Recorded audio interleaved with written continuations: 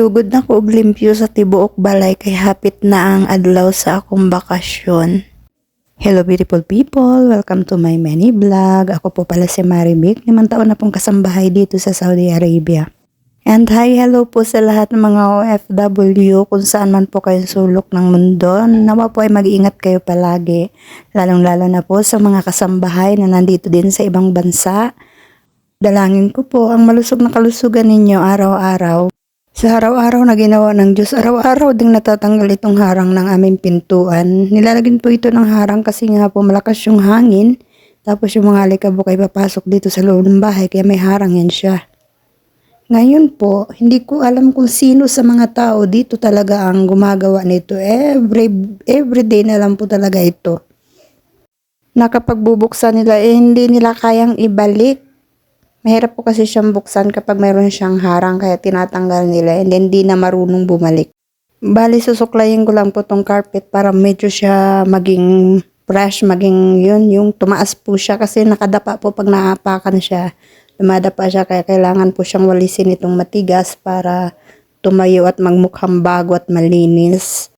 Twice a week ko pong ginagawa itong pagsusuklay nitong carpet. Tapos bukas po ay babacuumin ko siya para lahat ng alikabok na nakalabas matatanggal. Kaya ayan, ganyan po yung way ko ng paglilinis dito. Hinahayaan lang naman po ako ni amo. Medyo nakakahingal nga lang tong gantong way ng paglilinis pero mas malinis po kasi siya kapag ganito ang pagkakalinis.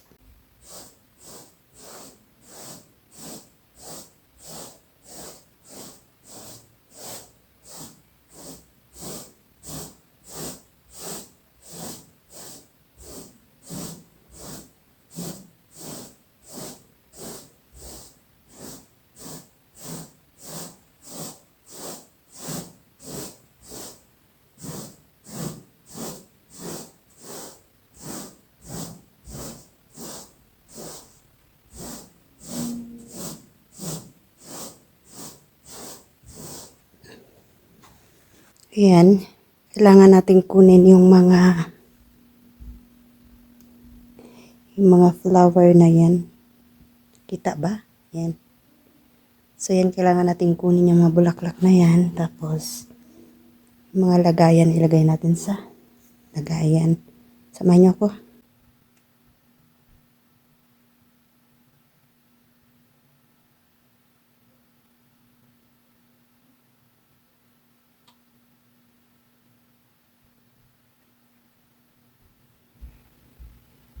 Ito na. Kailangan natin itong hugasan bago ilagay sa lagayan niya para next na na meron na naman pong party-party gagamitin na naman po ito.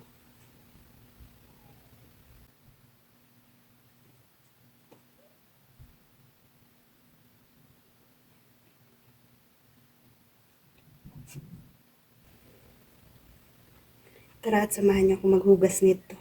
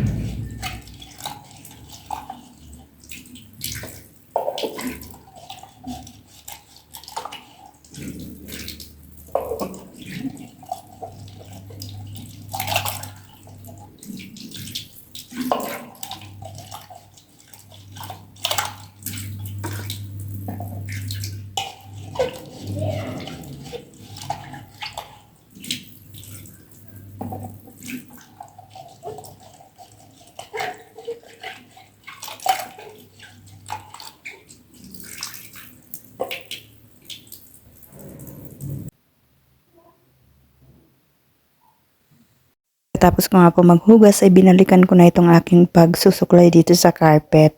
Itinigil ko siya kanina kasi madadaan-daanan ko pa rin naman siya kaya useless din kaya tinigil ko muna. Mas inuna ko po yung paghuhugas.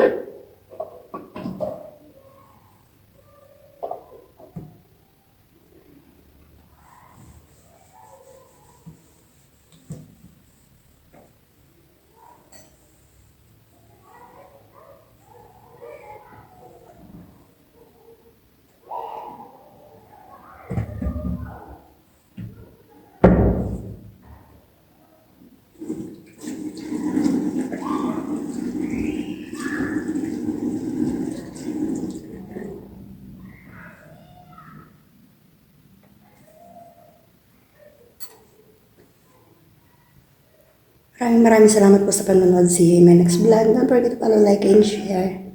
Mahal ko po kayo. Hambing kanunay.